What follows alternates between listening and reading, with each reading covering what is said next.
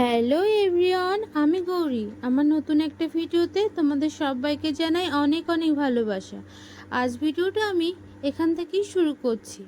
আজ শনিবার, সকাল এখন বাজে 10:30 মতন। আর মিঠিকে আজকে আশা দিদি দেখতে এসেছেন। আগেও একদিন এসেছিলেন, তখন মিঠির সমস্ত কিছু ওজন, টেম্পারেচার আরও সমস্ত কিছুই দেখে লিখেও নিয়ে গিয়েছিলেন। এটা দিদি সেকেন্ডবার আসা মিঠির চেক আপ করতে। তো চলো, মিঠির এসেই দিদি আগে ওজন দেখেছেন, টেম্পারেচার দেখেছেন, আর সঙ্গে ও মিনিটে কতবার শ্বাস প্রশ্বাস নিচ্ছে সেটা ওই কালো ছোট্ট যন্ত্রটার সাহায্যে দেখেও নিয়েছেন। আর যেগুলো দেখেছে সেগুলো লিখেও নিয়েছেন, ওনার খাতায় নোট করেছেন। আর আমাকে জিজ্ঞেস করছিলেন মিঠি দিনে কতবার পটি করে, কতবার হিসি করে, আর সঙ্গে মিঠি কতক্ষণ পরপর দুধ খাওয়ায়, ও আদৌ খাওয়ার পরে বমি করে তুলে দেয় কি না, ওকে ঢেকুর তোলায় কি না, এইসবই জিজ্ঞেস করছিলেন। আর ও কেমনভাবে সকালে ঘুমায় বা দুপুরে ঘুমায়, কতক্ষণ ধরে ঘুমায়, সেগুলোও জিজ্ঞাসা করে লিখেও নিয়েছিলেন। তো দিদি এখন আমাকে বলে দিচ্ছিলেন যে মিঠিকে আমি কিভাবে দুধ খাওয়াবো, কতক্ষণ ধরে খাওয়াবো, দুধ খাওয়ানোর পরে কিভাবে ঢেকুর তুলবো, ওকে র্যাপ করব কি করে, সেগুলো আবার দেখিয়েও দিচ্ছিলেন। আগেও এসে দেখিয়ে দিয়েছিলেন, তো এবারেও বলে দিচ্ছিলেন যে তুমি এইভাবে রাখবে, তাহলে অসুবিধা হবে না। তো চলো, দিদি ওদিকে সমস্ত কিছু বলে চলেও গিয়েছেন। আর সকালে মা রান্নাবান্না, সংসারের সমস্ত কাজ গুছিয়ে মিঠির কাল সন্ধেবেলায় যেগুলো পড়েছিল সেগুলো সমস্ত কিছু কেচে মেলে দিয়ে মা কাজেও চলে গিয়েছে। আর আজ একটু রোদ বেরিয়েছে, তাই মিঠির জলটাও আমি রোদে বসিয়ে দিয়েছি। আমি চেষ্টা করি মিঠির স্নানের জলটা রোদেই গরম করার, কিন্তু যেদিন যেদিন রোদ হয় না সেদিন ওই জল গরম করে গ্যাসে তারপরে স্নান করাই। দিদি সকালে বাসনগুলো মেজে এই খাটটার উপরে রেখে দিয়ে চলে গিয়েছে। মাই বলেছিল হয়তো, তাই জন্যই রেখেছে, অন্যদিন তুলে দিয়েই চলে যায়। তো চলো, দিদি এগুলো রেখে দিয়ে গিয়েছে, যাক, আমি এগুলো এক এক করে তুলে নিই। আর তোমাদের সাথে একটা কথা শেয়ার করি। মিঠি তো এখন আস্তে আস্তে বড় হচ্ছে, তাই মিঠির কিন্তু অনেক অ্যাক্টিভিটি চেঞ্জ হয়ে গেছে, জানো তো।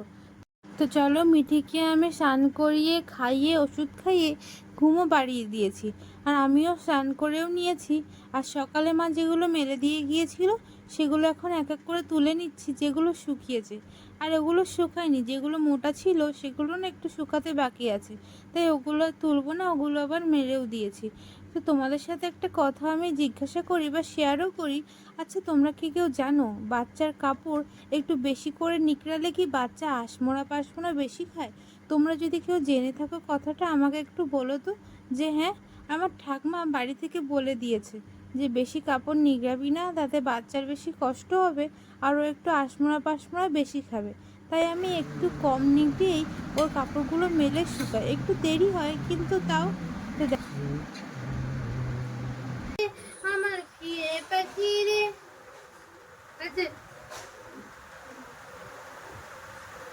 বেশি জ্বালাতন করছে, মানে বেশি অতিষ্ঠ মতো হচ্ছে, মানে কান্নাকাটি করছে। তো মিঠিকে আমি ঘুম পাড়ানোর চেষ্টা করছি। আর এখন দেখো, মিঠি এই যে ঘুমের এসেও গিয়েছে। মিঠিকে তো খাইয়ে দিয়েছি, তাই জন্যে হয়তো ঘুমটা পড়বে। তো চলো, মিঠি দিকে ঘুমিয়েও পড়েছে। আর এখন আমি মিঠিকে নামিয়ে আমি ওর যে কাপড়গুলো তুলে এনেছি সেগুলোকে এক এক করে ভাঁজ করে নেব। আর মিঠি ঘুমালে না নিশ্চিন্তও হই। আবার অনেকক্ষণ ঘুমালেও আমার যেন কেমন মনে হয় যে কেন উঠছে না, কেন উঠছে না। একটুখানি ভাবি কি হলো, আমার খুব ভয়ও করে। এখন সব কিছুতেই না আমার একটা ভয় লেগে থাকে মিঠির জন্য। আমি ঘুমও ঠিকঠাক পড়তে পারি না। তো চলো, এক এক করে মিঠির জিনিসপত্রগুলো গুছিয়ে নিই। আর তোমাদেরকে বলি, তোমরা যারা আমার ভিডিওটা প্রথম দেখছো অবশ্যই করে আমার চ্যানেলটা ভিজিট করো। আর যদি আমার চ্যানেলের ভিডিওগুলো ভালো লাগে তাহলে লাইক করো, কমেন্ট করো, আর আমার বন্ধু হয়ে পাশে থেকো। তো দেখো, আমার এদিকে সমস্ত কিছু এক এক করে গোছানোও হয়ে যাচ্ছে। আর এবারে একটু ভেবেছি শুয়ে নেব। তো কিন্তু কি, ওই শোবো ভাবলেই তো নয়। আমি বলেছিলাম আগের একটা ভিডিওতে, আমি যখন ঘুমাবো ভাবি তখনই মিঠি উঠে যায়। তো দেখো, মিঠি আমার কথা না বলতে বলতেই মিঠি উঠেও গিয়েছে।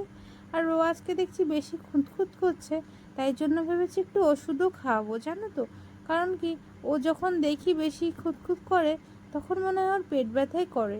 ডক্টর বলেও দিয়েছিল যে বেশি যদি খুঁতখুত করে বা বেশি কান্নাকাটি করে তাহলে যেন ওষুধটা খাইয়ে দিই। বাচ্চা নাকি বেশি কাঁদলেই তাহলে ওরকম কান্নাকাটি করে। মিঠি তো সবসময় তেমন কাঁদে না, ওই 2-1 দিন কাঁদে। কিন্তু কেন কাঁদে? আমি তোকে খুব টিপটাপ করেই রাখি জানো তো। ও যখন যখন দুধ খাওয়ার আমি টাইম মেনটেন করে ওকে দুধ খাওয়াই, খাওয়ানোর পরে ঢেকুরও তোলাই, তারপরে ওকে কিছুক্ষণ তার মানে বসিয়ে রেখে ঢেকুর তুলিয়ে ঘুরিয়ে তারপরে ওকে শোয়াই, যাতে ওই গ্যাস না হয়ে যায় দুধ খাওয়ার পরে।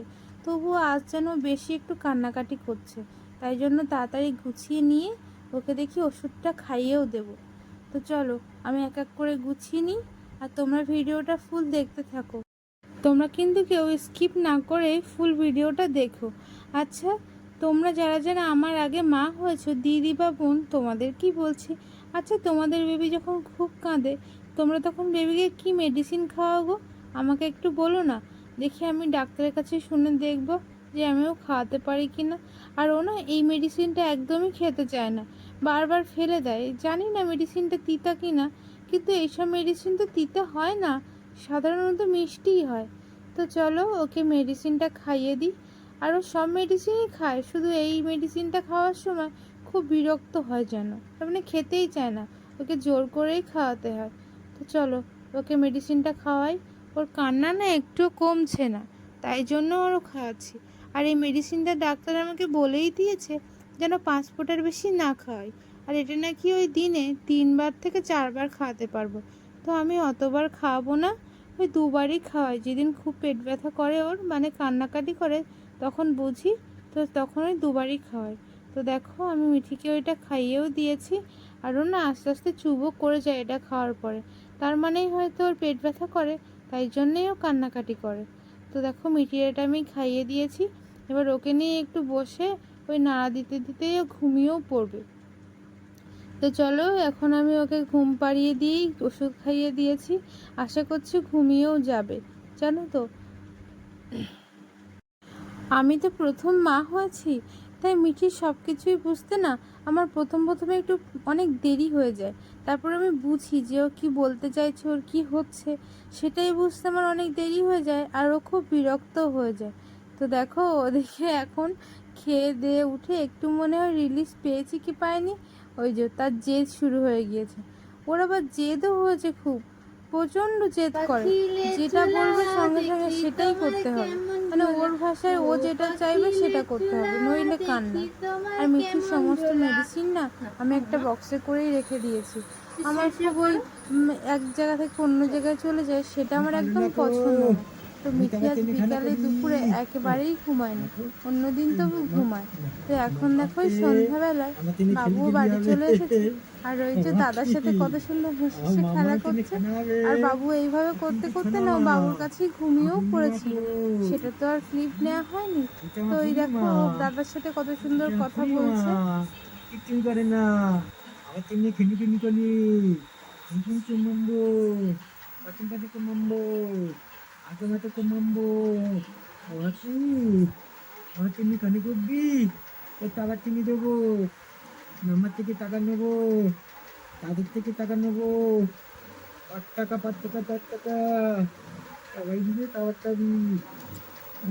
আবে আবি তো ও মা তো আবে তো তুমি করবে না তো, তুমি আমারটা কই, আমার পুন্ডি মাথা কই,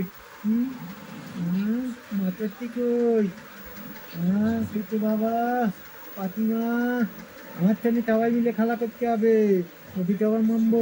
তো মিঠি তো ওদিকে দাদার সাথে খেলায় ভীষণ ব্যস্ত, আর ওর ঠাম্মাও বাড়ি চলে এসছে। তো আমাদের সন্ধ্যার টিফিনও হয়ে গিয়েছে। রাতে আজকে মা বললো চল আমি রান্নাটা বসাই, তরকারিটা করব। তাই মা ওই কেটে নিয়েছে আলু, পেঁপে, সয়াবিন আর ডাল দিয়ে নাকি একটা তরকারি বানাবে, সেটা নাকি খুব সুন্দর হয়, তাই এসেছে।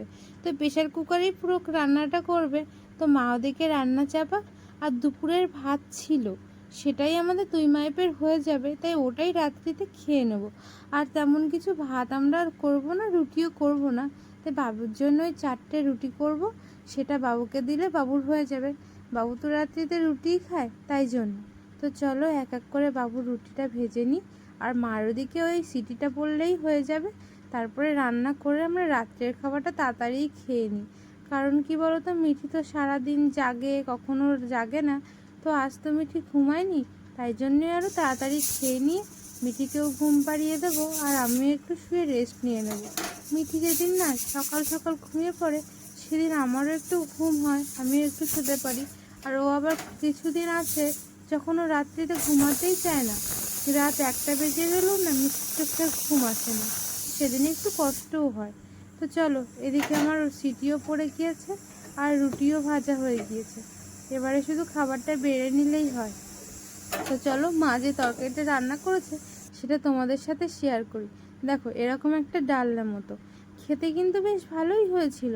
তো চলো, আজ ভিডিওটা এই পর্যন্তই, দেখা হচ্ছে অন্য একটা ভিডিওতে।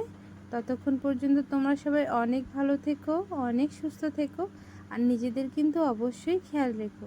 আর যারা যারা আমার ভিডিওটা প্রথম দেখছো তারা তারা আমার চ্যানেলটিকে সাবস্ক্রাইব করতে ভুলো না।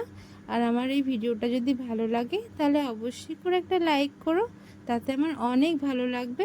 আর কমেন্ট করো, তাতে আমি আবার নতুন ভিডিও করতে অনেক উৎসাহ পাই। তো চলো, আজ ভিডিওটা এই পর্যন্তই, আবার দেখা হবে একটা নতুন ভিডিওতে।